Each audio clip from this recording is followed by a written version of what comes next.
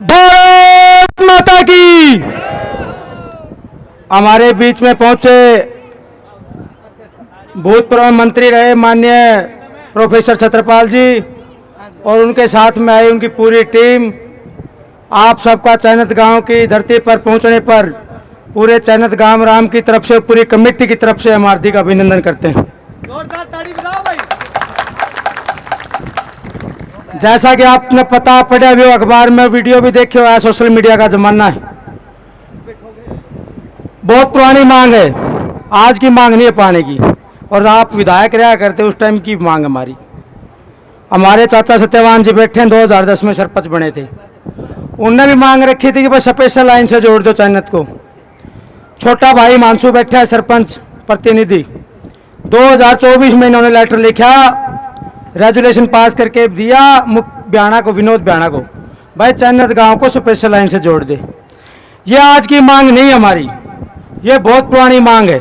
आसपास के सभी गांव में, लगभग सभी गांव को स्पेशल लाइन मिली हुई है, लेकिन बीच में चैनत गांव को अकेला छोड़ रखा है, जो बहुत लंबे समय से पानी को के लिए बैठे है।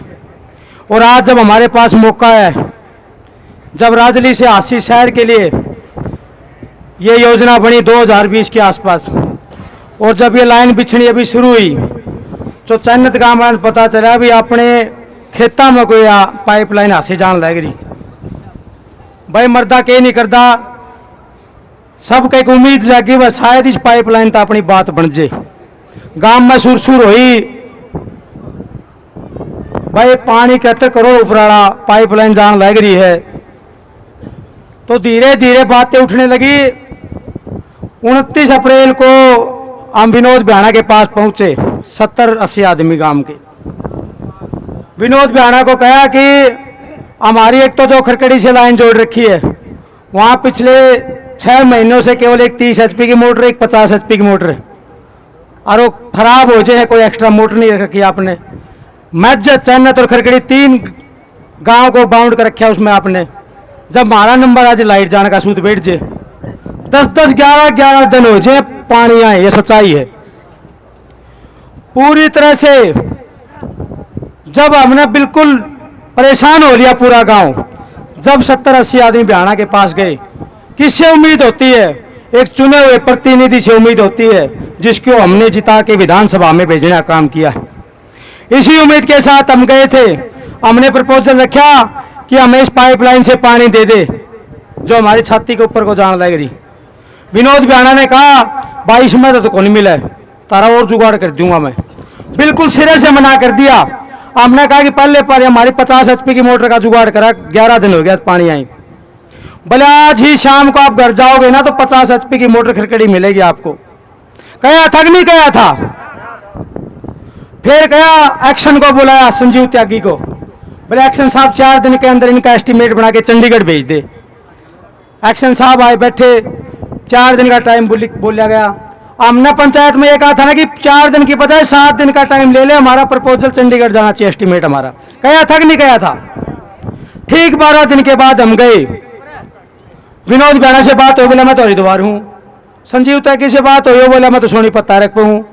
SDO से मिले हम, आशीष कुंडू, जिनको अभी इन्होंने सस्पेंड कर दिया 3-4 दिन पहले।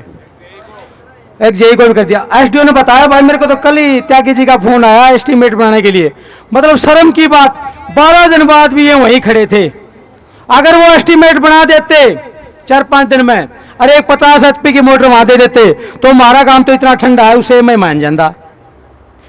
ये आसपास के गांव में सबसे ठंडे गांव में गिनती होती है चैनत की। जब सारे गांव खड़े हो, सब तक पास चैनत खड़ी होया कर दी। ऐसा हमारे गांव के बारे में लोग क्या करें, बस चैनत आए बहुत ढीले ठंडे हैं, बहुत लेट समझ में आवे।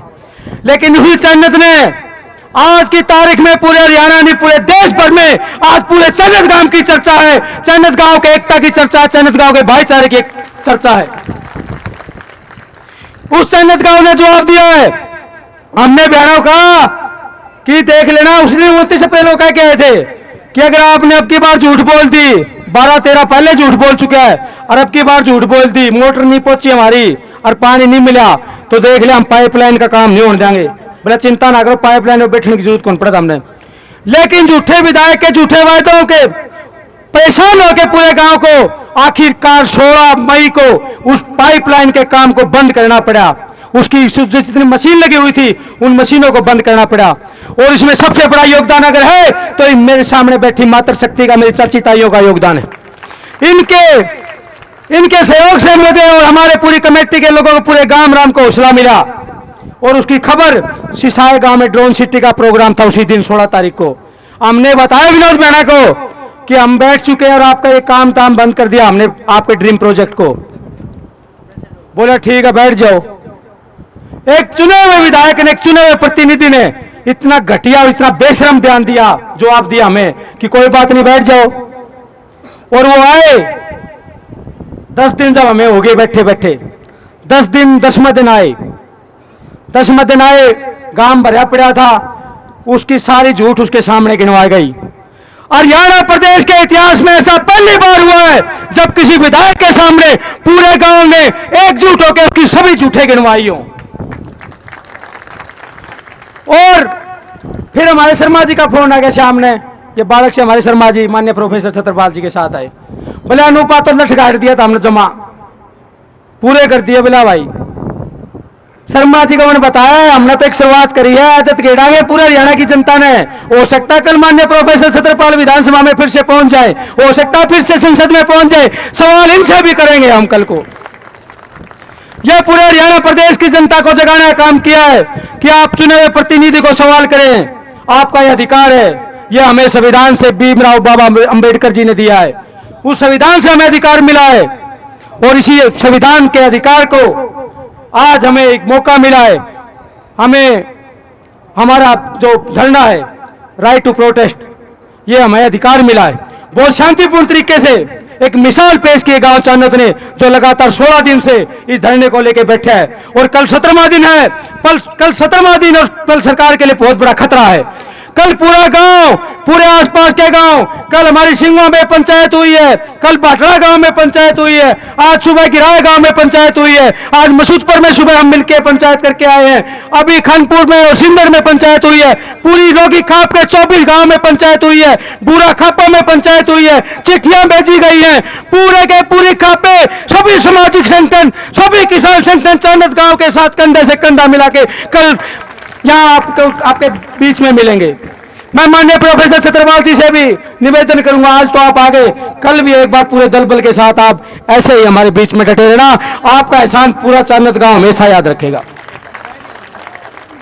जो हमारे साथ है, यह कोई राजनीतिक मंच नहीं, चाहे किसी पार्टी से हो। यहां बीजेपी का नरेश यादव जी आए थे और भी बीजेपी के आए हैं।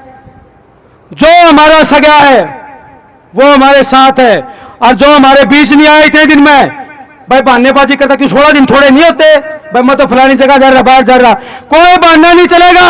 जो हमारे बीच में नहीं आया उसको कल हमारे गांव में कोई घुसने नहीं दिया जाएगा। जब वोट का टाइम आएगा, कोई भी नेता किसी भी पार्टी का ध्यान से सुन ले, जो चांदत गांव के संघर्ष की लड़ाई में जब हमारी माताएं बहनें 46-47 डिग्री टेम्परेचर में यहाँ बैठी है, हमारे छोटे छोटे बच्चे यहाँ बैठे हैं, प्यास से तरसते हैं, पूरी गर्मी से तरसते हैं, जब वो हमारे बीच में बैठे हैं और जब वो हमारे बीच में नहीं आया तो वो हमारा सगा नहीं लगता, उसको हम गांव की सीमा में नहीं घुसने देंगे। इन्हीं सब शब्दों के साथ मैं माननीय छत्रपाल जी को बुलाना चाहूंगा, जिन्होंने जब हमारा जन्म हुआ 1991 की बात है, तब तो इन्होंने ताऊ देवीलाल को हराना काम किया था, गिराए हल्का होया करता अपना। बहुत ही धुरंधर नेताओं में गिनती है हरियाणा प्रदेश।